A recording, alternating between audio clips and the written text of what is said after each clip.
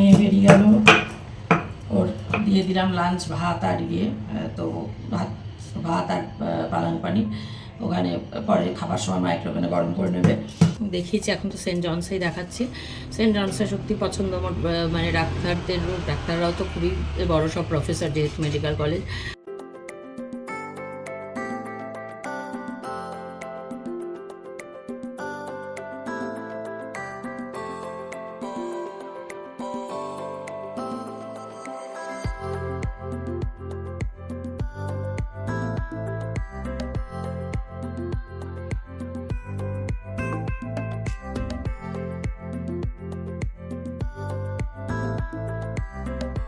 বন্ধুরা, শুরু হয়ে গেল একটা দিন, একটা সকাল। আজকে দেখো সকালবেলায় জল দিয়ে গেল। মেয়ে অফিস বেরোনোর আগে বলে গেছিলো, তাই জন্য সকালবেলা জল দিয়ে গেল। এবার আমি এই জলের সিলটা কাটার জন্য এখন দেখো মানে কাঁচি নিয়ে লড়াই করে যাচ্ছি, যুদ্ধ চলছে সিল কাটার। সিলটা কেটে অনেক সময়, অন্য সময় বেশ তাড়াতাড়ি হয়ে যায়, আবার এক এক সময় হতে চায় না তারার সময়। এখন সকালে চা করবো, করবো। তো যাই হোক, এবার ওটার ওই যে পাইপটা সেট করে এটা দিই করে এবার চায়ের জন্য জল বসাবো, চাটা বসাবো, চাটা খাবো, তবে গিয়ে দিন শুরু হবে। দিন তো শুরু হয়ে যায়, কিন্তু যতক্ষণ না চা খাই তোমরা তো জানোই আমার শরীর চলে না, দিন শুরু হতে চায় না, ঢিস ঢিস করে, সেই এনার্জিটা পাই না, সেটা তো তোমরা জানোই। তোরা চলে এলাম তোমাদের সামনে একটা নতুন দিনে। এখন কটা বাজলো? 10টা 3-4 হবে, 4 কি 5 যাই হোক। আজকে হচ্ছে 4 ফেব্রুয়ারি, মঙ্গলবার। তো এলাম, চা নিয়ে বেরিয়ে গেল। ওর দিয়ে দিলাম লাঞ্চ, ভাত আর তো ভাত আর পালং পানি ওখানে পরে খাবার সময় মাইক্রোওভেনে গরম করে নেবে। এখন চা খাবো, চা খেয়ে, আজকে মঙ্গলবারে নিরামিষ রান্না। চাটা খেয়ে তরকারি পাতি, সবজি পাতি কাটাকুটি করবো, তারপরে রান্না। এই যে এবার আদা গোলমরিচ দিয়ে, আমার কদিন থেকে গলাটা ভাঙা ভাঙা দেখছো না, আদা গোলমরিচ লবঙ্গ এলাচ দিয়ে চা খাচ্ছি। আজকে মিস্টার চ্যাটার্জি হচ্ছে চা খাবো করছেন, কাজে তাকেও চা দিতে হবে। কালকে গেছিলাম হসপিটালে,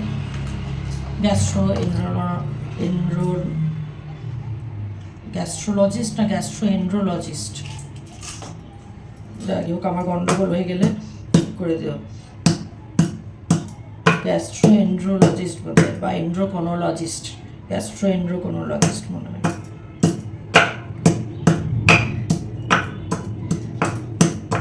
দেখানো হয়েছে, ব্লাড টেস্ট একটা করা হয়েছে, কারণ যেতে পৌঁছাতে দেরি হয়ে গেছিলো, তাই জন্য বাকিগুলো টেস্ট হয়নিও। আবার এর মধ্যে অন্যদিন গিয়ে করতে হবে, যেহেতু দূরত্ব আর প্রচণ্ড জ্যাম ছিল, যার জন্য লেট হয়ে গেছিলো। তো একটা টেস্ট হয়েছে, বাকিগুলো হবে। আর বাদ বাকি কী বলেছেন না বলেছেন সেগুলো বলছি, তোমাদের বসে নিয়ে বলি। পুরো 10টা 13 বাজলো, চা নিয়ে বসলাম। তোমাদের যেটা বলছিলাম, কালকে দেখিয়েছি, এখন তো সেন্ট জনসেই দেখাচ্ছি। সেন্ট জনসে সত্যি পছন্দ আমার, মানে ডাক্তাররাও তো খুবই বড় সব প্রফেসর, যেহেতু মেডিকেল কলেজ। আর ওখানে ওরকম যেহেতু মিশনারি হসপিটাল, তো সেই হেতু ওই টাকা চুষে নেওয়ার ব্যাপারটা নেই। তো তোমাদের আগের দিনই বললাম যে যেখানে ডক্টরের ফিস হচ্ছে 250 টাকা, সেখানে মণিপালে 1100 টাকা। তাহলে তফাৎ বুঝতেই পারছো। এখানে রেজিস্ট্রেশন ফি 50 টাকা, সেখানে মণিপালে 300 টাকা। তারপরে তো অত টাকা এমআরআই আর ইয়েতে গেল। তো যাই হোক, কালকে ওই সব ব্লাড রিপোর্ট হলো না, যেহেতু দেরি হয়ে গেছিলো যেতে, খাবার 12 ঘন্টা পরে, তো ঠিক টাইমে একটু দেরি হয়ে গেছিলো। বাকিগুলো করে নেবে এর মধ্যে যে কোনো দিন। আর ডক্টরকে দেখানোর পর গ্যাস্ট্রোএন্ড্রোকোনোলজিস্ট বোধহয়, যদি ভুল হয় তো একটু তোমরা দেখে নিও। গ্যাস্ট্রোএন্ড্রোলজিস্ট না এন্ড্রোকোনোলজিস্ট, এই জাতীয় আর কি, কোলন সংক্রান্ত আর কি। তো গত বছর নারায়ণার ডক্টর যিনি দেখেছিলেন তিনি যেটা সাসপেক্ট করেছিলেন ইনিও সেটা ওটাই সাসপেক্ট করছেন, মেবি কোলন ক্যান্সার। তো হয়েছেই এটা তো বলছেন না, এটা তো বলা যায় না যতক্ষণ না টেস্ট হবে। তো টেস্ট কোলোনোস্কোপি দিয়েছেন, এবং কোলোনোস্কোপি তো প্রচণ্ড একটা পেইনফুল টেস্ট, এবং এটা তো এমনি হয় না, ওটা অ্যাডমিট হতে হবে। তো 14 তারিখে অ্যাডমিট হব, কারণ তার আগে উনি ছুটিতে থাকছেন। এমনিতেই উনি যে ডক্টর আমাকে দেখলেন, ডক্টর হর্ষদ দেবারবাবি, হ্যাঁ দেবারবাবি, ডক্টর হর্ষদ দেবারবাবি, তো উনি অনেক সিনিয়র ডক্টর, প্রফেসর। তো উনি মঙ্গলবার আর শুক্রবার করেন নিজে। তো উনি যেহেতু লিভে থাকছেন, এই মঙ্গলবার মানে আজকে হলে পাওয়া যেত, কিন্তু ধরো কেবল কালকেই বাড়ি এসেছি 6টার সময়, কালকেই অত কিছু হয়েছে, তো সেই জন্য আজকে পসিবল ছিল না। তো সেই জন্য 14 তারিখটা নেওয়া হয়েছে। 14 তারিখে আমরা মানে বুকিং করেছি, মানে ওই স্লটটা নেওয়া হয়েছে। 14 তারিখ সকাল 8টায় আমাকে অ্যাডমিট হতে হবে, আর সব কিছু ঠিকঠাক থাকলে বিকেল 5টায় রিলিজ করে দেবেন, যদি ঠিকঠাক থাকে। তো এবং এখানে এই কস্ট অনেক কম। কস্ট কম বলতে তোমাদের বলছি, যদি আমি এমনি জেনারেল ওয়ার্ড নিতাম তাহলে 350 টাকা বেড ভাড়া, আর সেমি প্রাইভেট যেহেতু সারাদিনের ব্যাপার, মৌলিও বললো না সেমি প্রাইভেটই, আমিও বললাম। তো সেমি প্রাইভেট ডক্টরের টেস্ট সমস্ত কিছু মিলিয়ে, বায়োপসি হবে, যে বায়োপসি টেস্ট সব কিছু মিলিয়ে এটা আমার পড়লো 10,000 টাকা। তা না হলে 8,000 হতো যদি এমনি ওয়ার্ড এটা নিতাম। সব কিছু মিলিয়ে 10,000 টাকা ভাবো। এবং এটা তো সিডেটিভ দিয়ে না, সরি, অ্যানাস্থেসিস্ট থাকবেন, অ্যানাস্থেসিস্ট, ফুল অ্যানাস্থেসিয়া হয়, ফুল অ্যানাস্থেসিয়া হয়ে, কারণ এটা প্রচণ্ডই পেইনফুল, যেহেতু এটা রেকট্রাম দিয়ে পাইপ ঢুকবে, ক্যামেরা থাকবে, তার দিয়ে থাকবে, এবং ভেতরের পলিপ কেটে বের করে আনা এবং টিস্যু বের করে আনা, যেগুলো বায়োপসির জন্য। তো সেই কারণে তো এবার তারপরে ব্যাপারটা হচ্ছে 5তলায় আবার ওঠা, এবং খাবার, লিকুইড খাবার, যে দিন 5 বেড রেস্টে থাকা। তো এই জিনিসগুলো একটু টাফ হয়ে যাবে, কারণ এখানে বেড রেস্ট, লিকুইড খাবার, এইসব কীভাবে কি ম্যানেজ করা যাবে, করতে পারবো আমি জানি না। যদি আমি মানে একটু পারি দাঁড়িয়ে করতে, বেড রেস্ট বলেছেন এখন, তারপর কিন্তু নিজে করে না নিতে পারলেও মেয়ে তো মৌলির অফিস আছে, ও তো কীভাবে অতভাবে টানা ছুটি পাবেও না, বা সম্ভবও নয়। তো যাই হোক, দেখা যাক কী হবে, কারণ আমি ভাবছিলাম যে বাদ দাও, এমনি আর করতে হবে না, চলে যায়, কী আর হবে, হ্যাঁ মানে। তো কিন্তু যাই হোক, হয়তো করতে হবে, এটাই 14 তারিখে অ্যাডমিট হতে হবে। তার আগে আবার যেতে হবে ওই ব্লাড টেস্টের জন্য, বা যেহেতু নিউরোলজিস্ট মণিপালে একদম ঠিকঠাক যেটা হলো না, সেহেতু একবার নিউরোলজিস্টের সঙ্গে মানে তাকেও কনসাল্ট করা ইচ্ছে রয়েছে। আর এর ফাঁকে এখানে কাছে খুব বড় আই হসপিটাল আছে একটা, সেই চোখটা একটু দেখানো, আর পসিবল হলে কাছে সুগারের আলাদা হসপিটাল রয়েছে, সেখানে একবার দেখানো। তো দেখা যাক সেগুলো সব কিছু হবে কিনা জানি না।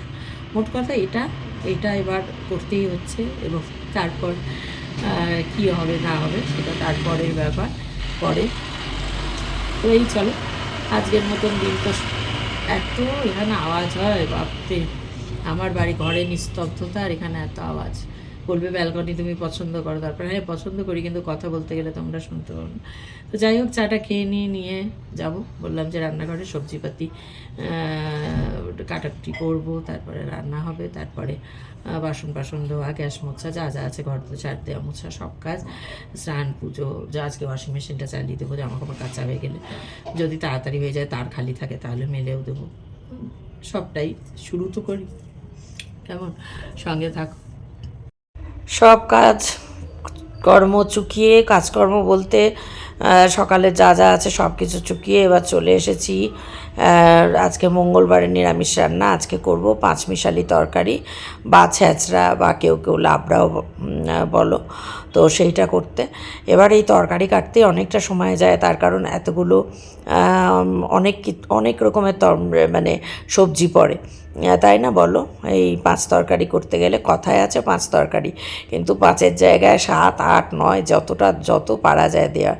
তো আমি এখানে এই কপির ডাঁটা দেবো, কপি দেবো, বেগুন দেবো, কুমড়ো দেবো, আলু দেবো, বরবটি দেবো, মূলো দেবো, গাজর দেবো, বেগুন তো বললামই, হ্যাঁ। আর কি সেটা ভুলে গেলাম বোধহয়। দেখো, যাই হোক, এই যে বরবটি বার করেছি, তো এই সব দিয়ে কুমড়ো, এই সব দিয়ে হবে আজকে 5 তরকারি। আর ভাজা মুগের ডাল করব আজকে, একটু মটরশুঁটি টমেটো দিয়ে। তরকারি কাটতে অনেকটা সময় যাবে, যেহেতু এতগুলো তরকারি, তো কী আর করা যাবে বলো। আর তার মধ্যে তোমরা তো জানোই যে আমি তো বলি যে ছুরি দিয়ে কাটতে আমার একটু সময় লাগে, যদিও এখন কদিন ধরে করতে করতে মানে অনেকটাই ইয়ে হয়ে গেছে, সড়গড়, কিন্তু তারপরেও বটি খুব মিস করছি। বটি ছাড়া মানে যেন আমার কাজটা ঠিক মতন হচ্ছে না।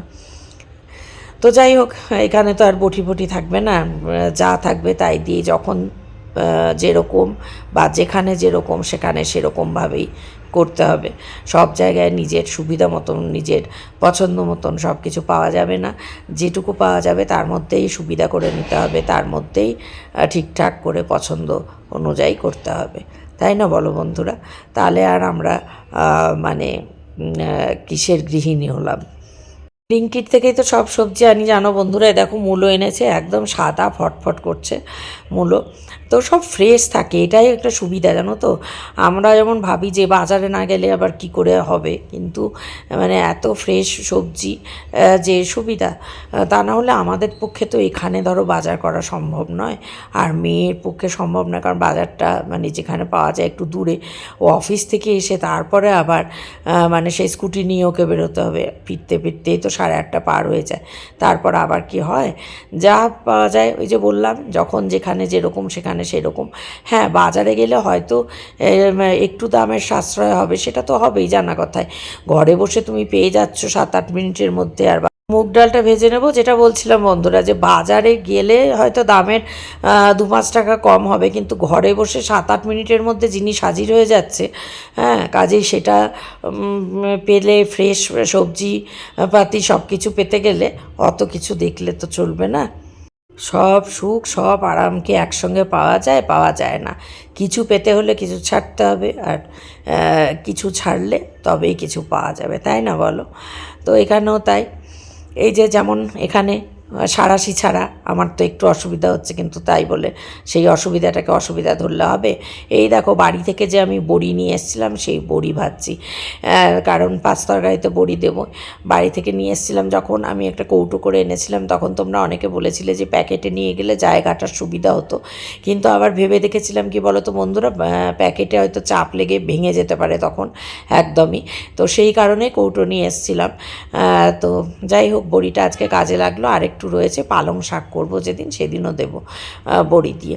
এবার শীতকালে একদিনও পালং শাক খাওয়া হয়নি, আসলে রান্না তো করা হয়নি, যেহেতু মানে হোম সার্ভিসে খাবার, সেই হোম সার্ভিসের দাদা হয়তো দিয়েছেন পালং শাক, কিন্তু আমি খাইনি, কারণ আমি যেরকম করে করি সেরকম তো সব স্বাভাবিক, সবারই তো এক একজনের এক এক রকম হবে।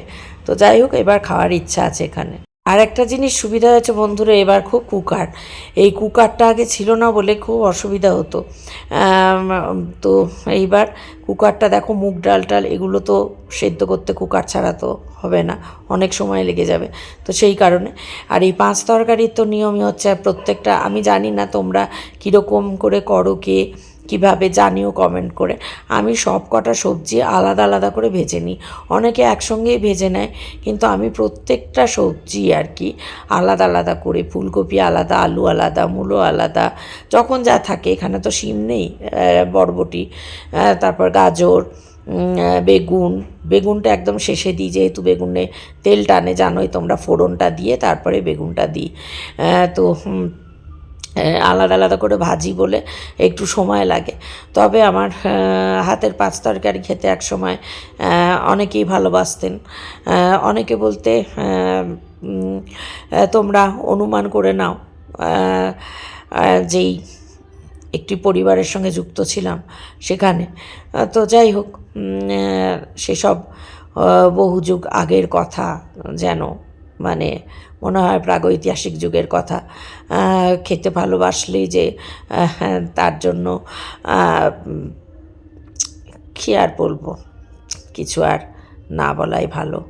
এই প্রসঙ্গে যত কম কথা বলা যায় এইসব প্রসঙ্গে ততই ভালো। ভাতও বসে গেছে একদিকে, এবার আমার সব সবজি ভাজা হয়ে গেছে। এবার দেখো একটু হিং আর পাঁচফোড়ন, শুকনো লঙ্কা, তেজপাতা ফোড়ন দিয়ে একবারে বেগুনটা দিয়ে দিলাম। বেগুনটা একটু ভাজা হয়ে যেতেই মশলা দিয়ে দিলাম। আজ তো মঙ্গলবার, নিরামিষ মশলা জানোই। আদা বাটা, ধনে জিরে বাটা, একটু কাঁচা লঙ্কা বাটা, এই আর হলুদ গুঁড়ো, কাশ্মীরি লঙ্কার গুঁড়ো, আর একটু সবজি মশলা এনেছিলাম, সেটা সবজি মশলাটা একটু দিয়ে দিয়েছি। তো এইখানে এটাতে তো একটুখানি নুন চিনির ব্যালেন্সের দরকার।